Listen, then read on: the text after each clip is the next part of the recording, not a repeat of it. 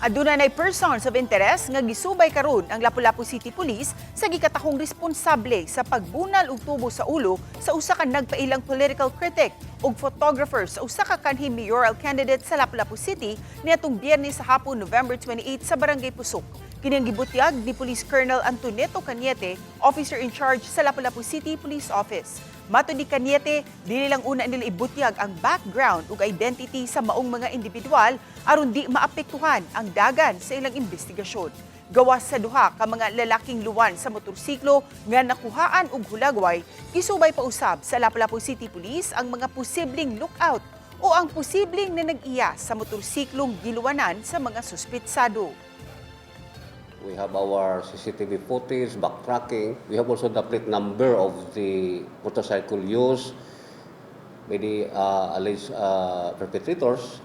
But surely, this is not a form of political harassment or involvement, no?